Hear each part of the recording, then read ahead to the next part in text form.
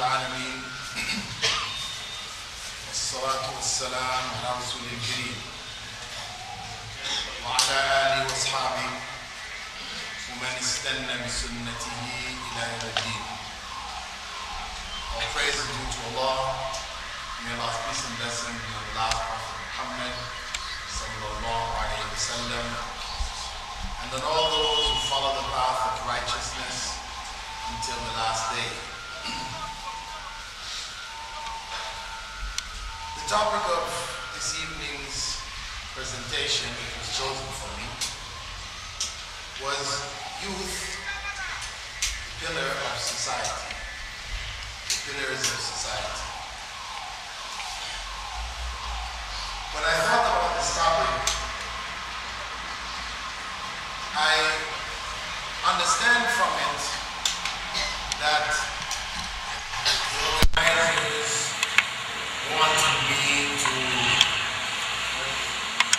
let the youth understand or encourage them to understand what their role is in Muslim society, Muslim community. To emphasize for them how important that role was, and thereby encourage them to be more actively involved. As a brief look in the early generation, the generation which Prophet Muhammad ﷺ had said, Khairun Nas, Qarni, the best of generations, my generation. In that generation, the youth were highly regarded. They played a critical and important role in the Muslim community. We have the example of Usama ibn Zayd, who Prophet Muhammad ﷺ gave generalship over Muslim forces before he died. And after he died,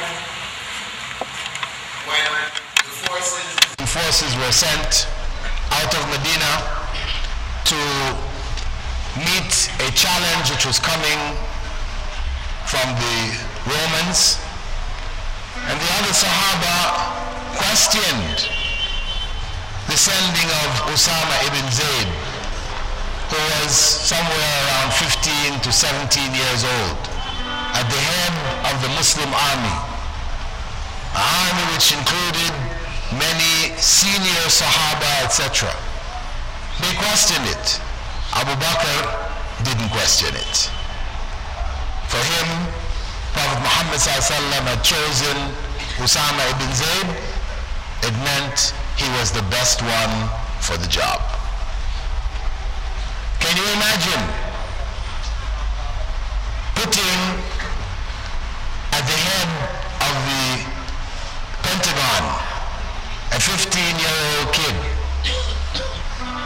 He's got the button in his hand. He presses that button and nuclear warheads are going all over the world. Can you imagine putting all of that under his head? Something unthinkable, right? Unthinkable today. But that was the position that Muslim youth held.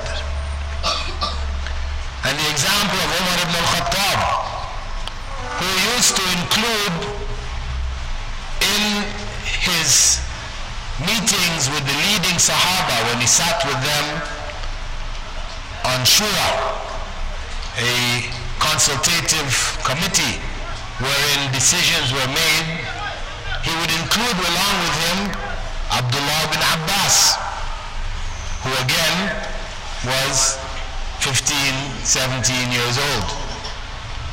And the other Sahaba began to grumble. Why is Umar ibn al-Khattab including this young man when we have children his age, we leave them with him. We don't bring them with us. What is he doing sitting with us, senior? So when the grumblings reached Umar ibn al-Khattab, he brought Abdullah ibn Abbas, as he usually did, sat with the rest of the leading Sahaba, and then he asked the rest of the Sahaba, what did they think the meaning of إِذَا جَاءَ نَصْرُ اللَّهِ وَالْفَتْحِ was? What did they think was its meaning? Now some of the Sahaba realized that Umar ibn al-Khattab was going to teach them a lesson. Right? So they just remained quiet. Others felt, they understood what it meant. إِذَا جَاءَ نَصْرُ اللَّهِ وَالْفَتْحِ وَرَأَيْتَ النَّاسَ يَدْخُلُونَ فِي دِينِ اللَّهِ أَفْوَاجًا فَسَبِّحْ بِحَمْدِ رَبِّكَ وَاسْتَغْفِرْ إِنَّهُ كَانَ تَوَّابًا. It's clear. Meaning, Arabic text, clear. Allah's help and His victory comes, and you see people coming into the religion in waves, etc. Then we should glorify Allah and seek His forgiveness, because He is the oft-forgiven. Clear. So then, after he asked them and they gave their opinions, he turned to Abdullah ibn Abbas and he asked, what do you understand from this? Abdullah ibn Abbas said, this was Allah's farewell to the Prophet sallallahu alaihi wasallam.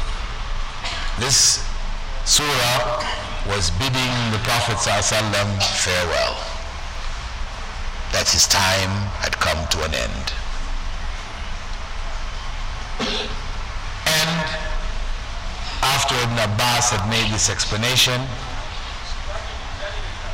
Umar ibn Khattab said, that is all that I understood from it, affirming Ibn Abbas's understanding as superior to all of these other leading companions, etc. Why? Because Abdullah ibn Abbas, Prophet Muhammad had designated him as Turjuman al-Quran, as the one who would elucidate the meanings of the Quran, putting him on a status above any one of his contemporaries. So this was the legacy of the early generation. And we see it also in those who came after them, at the time of the Tabi'een, leading scholars who went out at an early age to go and seek knowledge, and they became leading scholars in their early 20s, late teens. They were leading scholars. This has been a tradition. However, today, if we ask the adults about youth being a pillar of society, the general consensus is that they are pillars of corruption. Isn't it? The general consensus is that they are pillars of corruption. The crime, the murders, thievery. This is the general role of the youth in society today. Society in decay. A decaying society whose moral foundations have been removed, and internally it is collapsing. The rise in crime, everything else that we see, these are just the symptoms of that problem. The moral decay of Western civilization. The globalized culture, who, while professing that it represents the pinnacle of where society needs to go and where it needs to be, yet in its own home, the societies, the big cities are crumbling. the schools are rotting. In the United States of America, in your big cities, most of the schools have at the gate when you come into the school, huge schools, when the students come in, they have metal detectors. You know, like when you're going onto the airplane, you're going to take a trip, you have to go through a metal detector. These schools have metal detectors to catch students who are coming into class with knives and guns, because there are so many killings of teachers. Teachers stabbed to death, shot dead, beaten up in the schools. That is a clear indication of a decaying society. So don't be fooled by the technology, the external progress. Internally, that society is falling apart. And its culture has been globalized through satellite television, magazines, etc. That same corruption is spread around the world on a global scale. So it is not surprising that we find here in Kenya youth being a pillar of corruption as they are in Western centers of civilization. It's not surprising. But we Muslims are supposed to be different. We have a tradition of morality which we have upheld over the generations in spite of the dismantling of legal systems which are influenced by religion. In the Muslim community, religion and its principles still remain intact. So you will not find in the Muslim community, just as an example, gay imams. In general, we don't have a problem of gay imams. Right? Gay imams. We don't have that problem. For Catholics, for Christians, they have that problem. They have gay priests, they have gay congregations, and it's a big problem. The only people who are holding out right now are the Catholics. The Protestants, they've accepted it. Even though the Bible is very explicit that for homosexuals caught, they're supposed to be executed, stated in no uncertain terms in the Old Testament. Yet, modern day Christianity has backed off. Times have changed, people's understandings have changed, so religion has to change to match with the people and the changes. So, now we have gay priests, gay congregations, gay churches. So, that is what is out there in the globalized culture.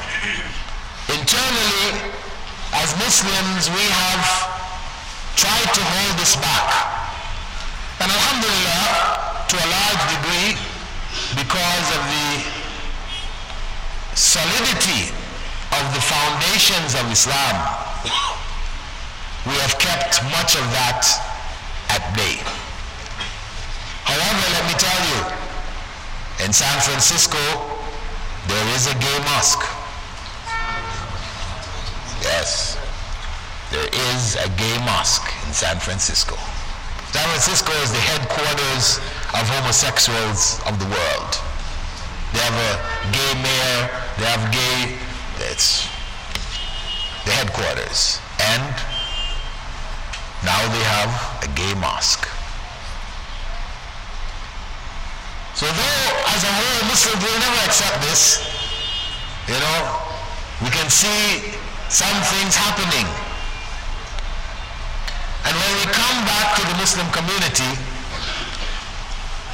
and we look at the youth who should be the pillar, the positive pillar for the community, where the community can look at them and feel positive about the future. Instead, the youth are looked at as sources of corruption. There are few in the masjids. Most of the people in the masjids are old. Youth are not involved. So, this talk needs to be focused on those who can make a difference. It is not about trying to convince the youth who are here that they should be involved. The fact that they're here means they feel that they should be involved. But the reason why their numbers are so few, this is what needs to be addressed. And so my talk is focused really on the elders, my generation, and those under me. What happened? Where did we go wrong? Why aren't our youths a source of good news, bushra, for the future? Why is that the case? Because we, our generation, in general, have failed. We have failed. Because that youth, those youths, were our responsibility. We are the ones who raised them. And we have to re-look at how we raised them, to find out where we went wrong so that we can correct the situation and move forward in a positive, constructive way. We know that raising children Islamically is something highly regarded in Islam. Prophet Muhammad ﷺ had spoken about seven individuals, sab'atun yudhilluhum Allah, seven who would be shaded by the shade of Allah's throne on the day when there would be no shade except for the shade of his throne on the day of judgment. One of them, second, mentioned by the Prophet ﷺ was Shabun Nasha'a fi ibadatillah. A young person, a youth, who grew up worshipping Allah. Who grew up worshipping Allah. That should be our goal. To raise children who would grow up worshipping Allah. And this is where we have failed. Our children are not attracted to the masjids, to the mosques. We have to drag them to the mosque. So where did we go wrong? Why aren't they among those whose hearts are attached to the masjid? Because among the seven was also a man or woman, man primarily, whose heart is attached to the masjid. He is attached to the masjid. As a man, his prayers are most rewarding by praying them in the masjid. And as a result, the same crowds that we see for Salatul Maghrib or Salatul Isha, we should see for Salatul Fajr. The same crowds. But we don't see them. This is the question. This is the issue. That commitment to the masjid isn't there in the hearts of the parents. So how can they convey it to the children?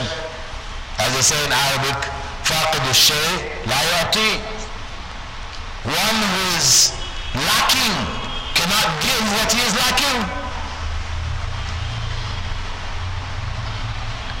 So the only way that we're going to inspire our young children to pray and to be attached to the masjid, to pray, to be regular in their prayers, etc., is that we be here.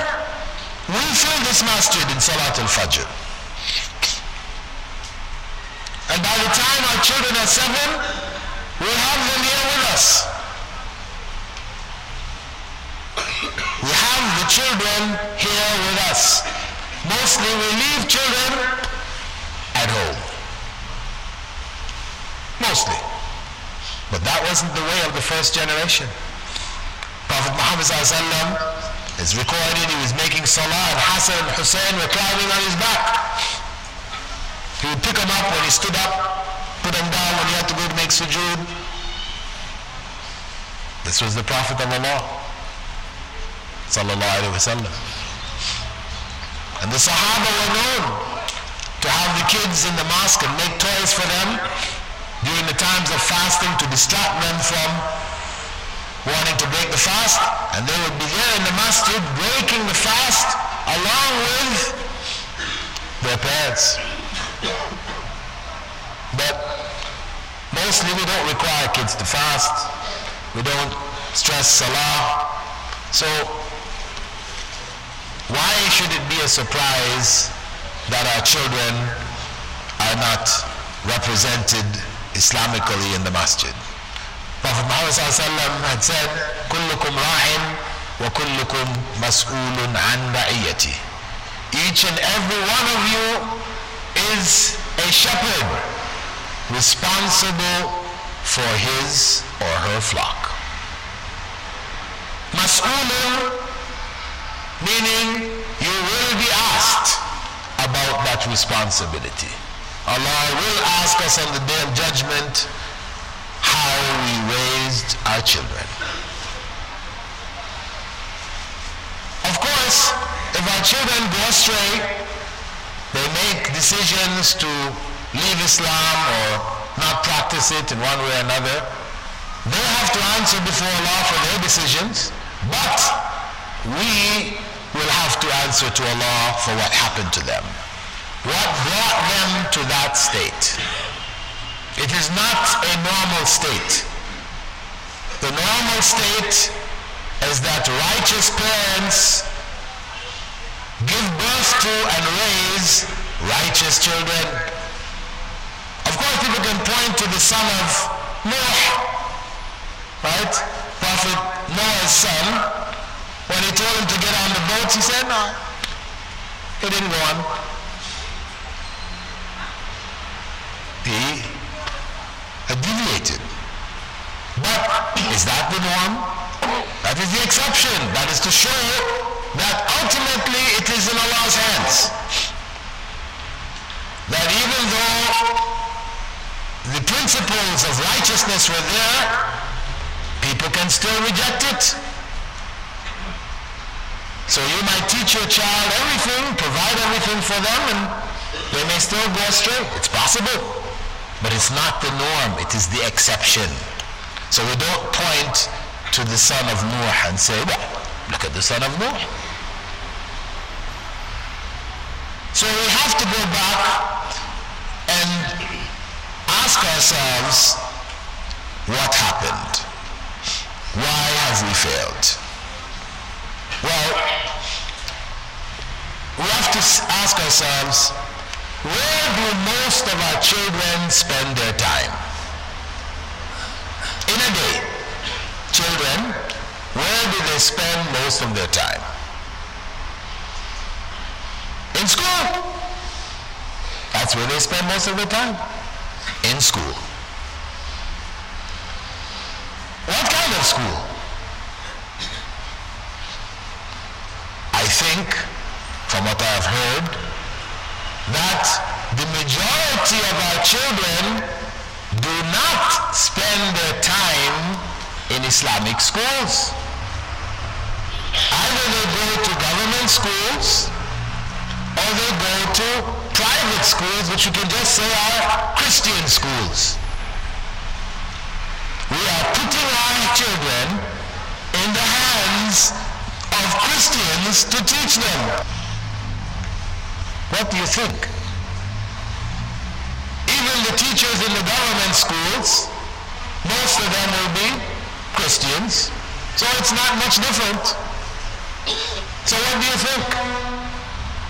We are, in fact, committing our children to spiritual suicide. That's what we're doing.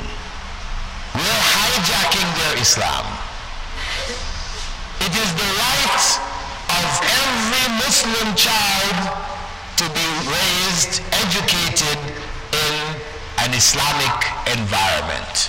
That is their right. It is their right. That they will be given instructions from the time that they enter into education institution till the time they graduate. It is their right that their instructors be Muslims. And we have to understand that if we do not fulfill that right, we are in sin. If we don't have legitimate justification. Now some people might say, oh, the Islamic schools are so expensive, we can't afford them. But we can't afford to put them in Catholic schools. How's that? Are the Catholic schools cheaper than Islamic schools?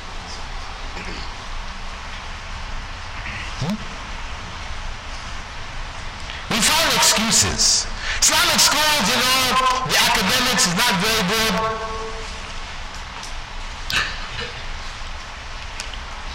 What do we want? Is it better to have a child graduate, his academics is weak, but his Islam is intact, or to have one who graduates whose academics are top of the line, but his Islam is destroyed? What do we want? If that's the choice that we have to make, there's only one choice. That is no excuse. Academics is no excuse.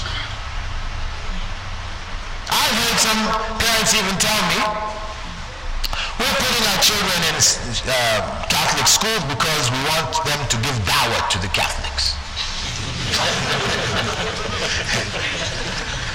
What kind of dawah are the kids going to give? It's a joke. It's a joke. These kids are being fed information in every class. The teacher, no matter what the subject, is feeding them information contrary to Islam.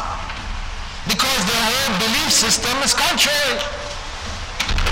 So they feed that information subtly. They may not openly say to the child, Jesus is your Lord. But indirectly, they're feeding them all kinds of misinformation. And they go through a whole generation of study, and what do we expect to come out at the end? If we find amongst us a few youths who are, alhamdulillah, mashallah, we can't say, look, they're succeeded? No. Again, there are the exceptions. You don't build principles on exceptions. You build principles on the rule. Ask that same young man who is now Islamically motivated, how many of his classmates who are Muslims are like him? So if he's 1 and 20 went astray, what do we say here? What do we say? Well, we devised as a means of protecting Islam in the past the madrasa system, the madrasas, as a means of protecting the Islam of our children. In time, we realized that, of course, the children had to go into the mainstream because the madrasa education did not equip them to play meaningful roles in the society. We cannot produce doctors, engineers, lawyers, etc. through the madrasa system. So parents began putting their children into the government schools, the Catholic schools, etc. In order to make up, we set up a system of after-school Islamic programs and weekend Islamic schools. And this is basically where most of our children are being educated. We have set up, alhamdulillah, some Islamic schools, a few. But if we look at these small numbers and look at the numbers of Muslims, we know that this is just a drop in the ocean. The vast majority don't have access to what is happening in the schools. So, if this is the case, we need to look at these after-hour madrasas or Islamic school programs and the weekend school programs. How successful are they? This is what we need to look at. Now, I would venture to say that if we ask the young people today, and those of us that are not that old, we just came out of that, we just graduated from university, so we can remember what the weekend schools were like, what the after-hour schools were like. I would venture to say that most kids will say it was a horrible experience. It was a horrible experience. The weekend madrasa, the after-hour schools, was a horrible experience which our children hated, and they hate it. So, we need to address this. If we are to change the situation, then we need to correct it. Some parents, to avoid the madrasa situation, they have more means, they hire a muallim to come and teach their children in the home. But then, asking those children, how was your experience with the muallim? Again, they say it was a horrible experience. They were caned the whole time. The cane.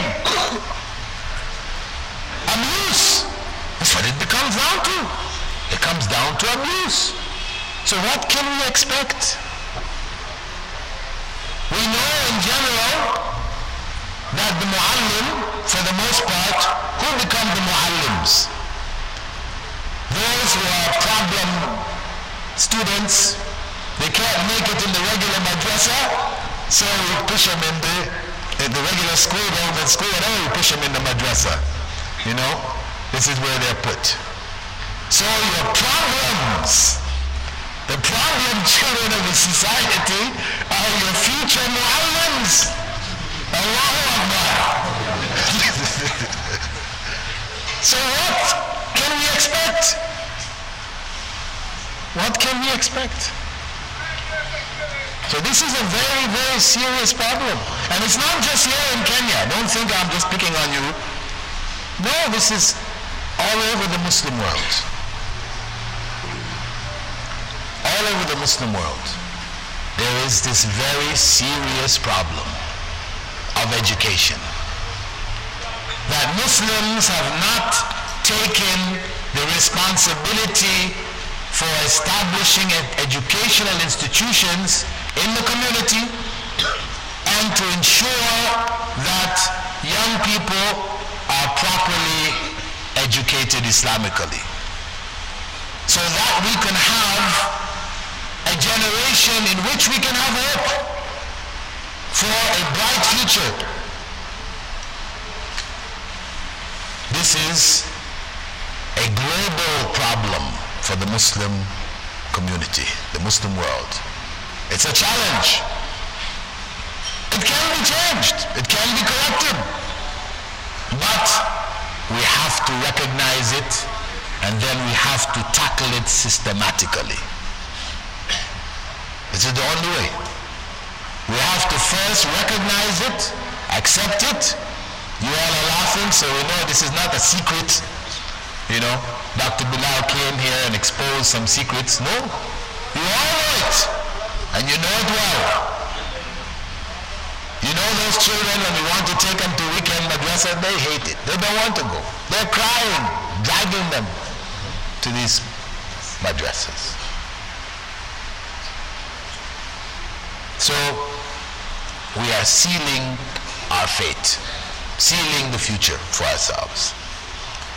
So the only way forward for Muslim youth to become the positive pillars of the Muslim community is to take this issue of education very seriously.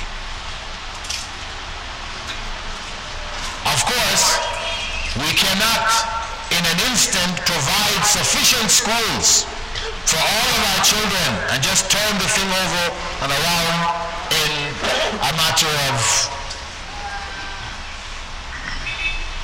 few years. It's going to take time to produce, to establish enough schools for our children to have proper education. And then even in these schools, there are issues. I won't go into all of it, but they have issues too. Because the teachers who are teaching Islamic studies, who are teaching Arabic and Quran, they are product of the madrasas. Muallims who may have gone abroad and studied and got degrees, but they came from the muallim system. Many of them. So when you put them even in the Islamic school to teach, if you ask in the best of the Islamic schools here, they ask the students, what is your favorite subject and what is your most hated subject? You'll find unanimously the most hated subject is Islamic studies, Quran, and Arabic. So even in the Islamic schools, we have a problem. So it's a big problem. So we have to tackle it. Tackle it systematically. We have to stop this tradition of abuse in the name of Islam. Abuse of our children. Where the Quran teacher will tell you, when you go to meet him, you're bringing your child, he has the big cane beside him, and you ask him, what is that cane for? He said, these children will not learn without the cane. They won't learn. This is a legacy which he has inherited. That's how he learned. That's how his father's generation learned, his grandfather's. It's a legacy. This has been handed down generation to generation. But was that the way of Prophet Muhammad Muhammad sallallahu alaihi wasallam, do we have it that he taught the Sahaba by whipping them with canes? We don't have this. This is not the legacy of Prophet Muhammad sallallahu alaihi wasallam, not the legacy of the Sahaba or the Tabi'in or the Tabi'in, the best of generations. That wasn't their legacy. This came about at a time in history. It came about at a time in history when Muslims lost their way, when Islamic knowledge declined and Muslims strayed. The West rose, the 14th century, 15th century, and they dominated our countries, our lands, drove us out of Spain, took India, etc., etc. It is a product of that time. So we have to correct it. We need to develop a new generation of teachers. Teachers who would teach the Quran, Islamic studies, and Arabic, properly trained, aware of child psychology, how to teach, how to discipline, how to manage a classroom environment without resorting to the cane. We need a new generation. So we have to direct some of our children in this direction, that they get proper education. And if we manage to do that, then we have a hope. But this is our responsibility. And for each and every child that goes astray in our community, the community carries the sin. The community carries the curse of that sin on its shoulders. And everyone who is able to make a difference, to change this situation, but who doesn't step forward, he carries an even greater burden of the sin. One of the products of this system had said to me that his brothers and sisters, he just recently graduated, etc. He said his brothers and sisters are going through the same thing right now. What he went through, they're going through. And when he spoke to his father and mother, they said, what else can we do? At least we're giving them something, better than nothing. But this is not the answer. The answer is for us to work together to establish alternatives. لا يكلف الله نفسا إلا وسعها. Allah has not burdened any soul. He has not burdened the community here with a responsibility which is too great for them to carry. It is something we can do. And we have to recognize our responsibility here and to take up this responsibility and begin the process of changing the status quo. Let us not let another generation, we're in a cycle, we're caught in a cycle, repeating itself, generation after generation. We're in a circle, we're not getting out of it. Let us stop this circle and start to move forward. We have the skills, we have the means, we have people who are trained in our community. We can do it. The issue is how and when. Not the issue of can or cannot. We can.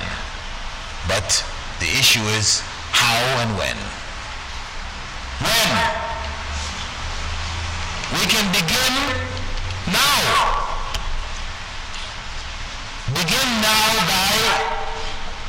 making a commitment, a mental and a spiritual commitment to change this situation. That is the starting point. Because if we don't make that commitment, then it is not going to happen. How is not even an issue. When becomes the big problem.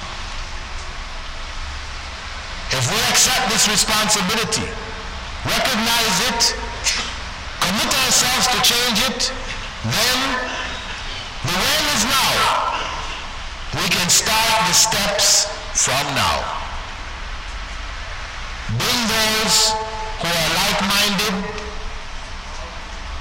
with those who have means, and we can start to develop more Islamic schools. We can start to tackle the madrasa system, the weekend schools, the after-hour schools. We can put this form of education in the hands of educators. This is an important step. If it is not in the hands of educators, then the children will be abused and they will hate it. Because education is a profession. It requires training. It requires qualifications. So if we want to do it successfully, we must have properly qualified people.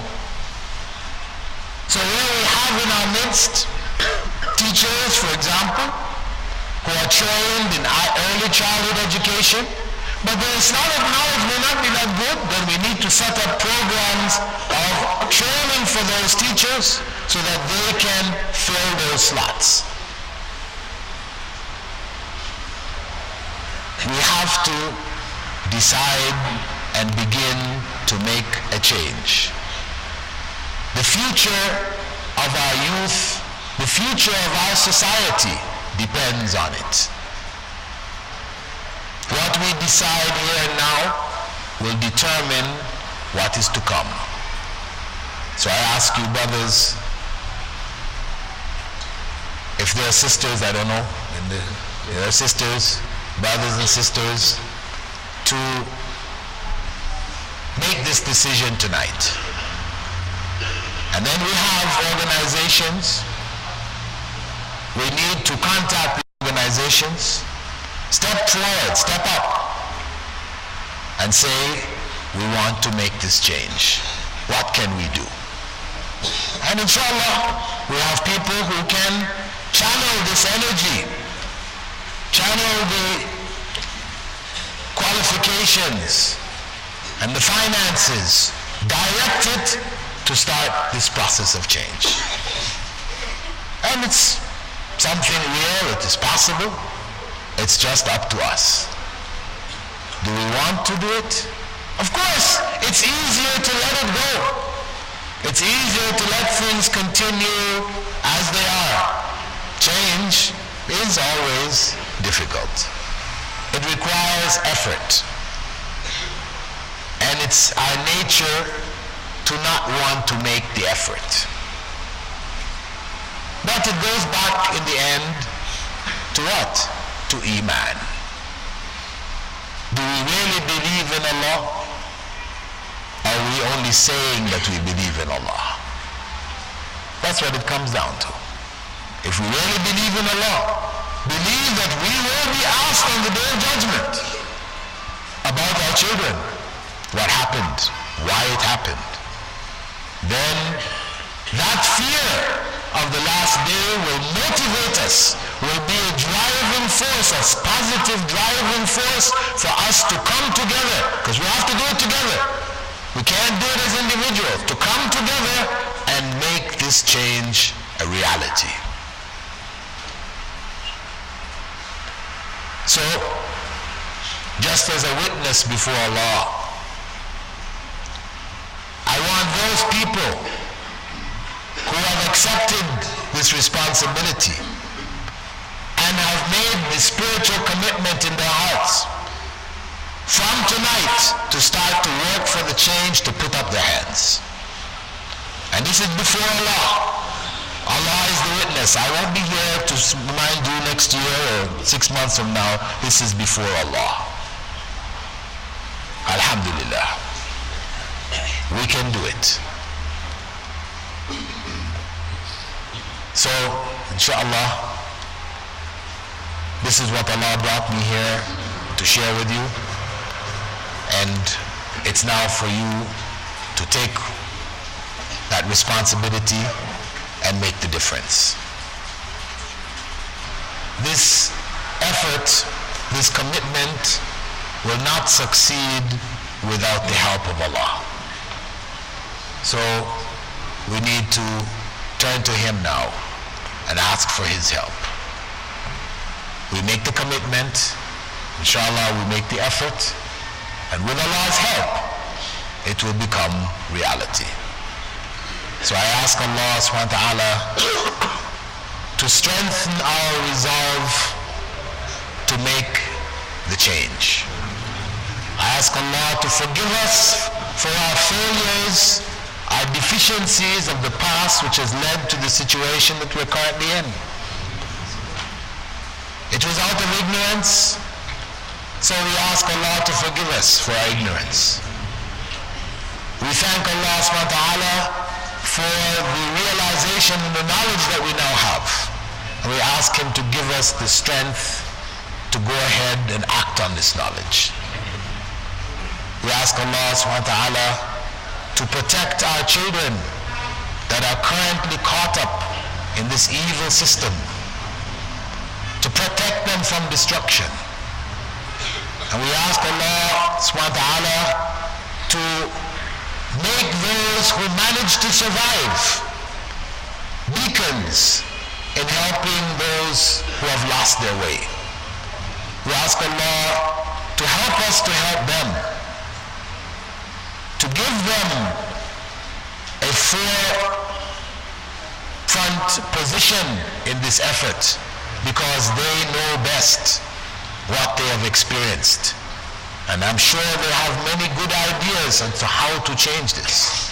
We need to give them an opportunity to share with us, help us to do this job, because we have to do it together. I ask Allah to protect this ummah. I thank Allah for the blessing that He has given over the generations to have produced this ummah. And I call on you to do the same, because thankfulness, gratitude is an essential part of Iman. We have hope in Allah, but we must show gratitude for what Allah has done for us. This is the starting point. So, brothers and sisters, please turn to Allah yourselves as we wait for the adhan, and sincerely call on Him for His help, because our du'as can make the difference. As the Prophet ﷺ had said, nothing changes qadr but dua. The only thing capable of changing qadr. So let's change the qadr tonight. Barakallahu feekum. Assalamu alaikum wa rahmatullahi wa barakatuh.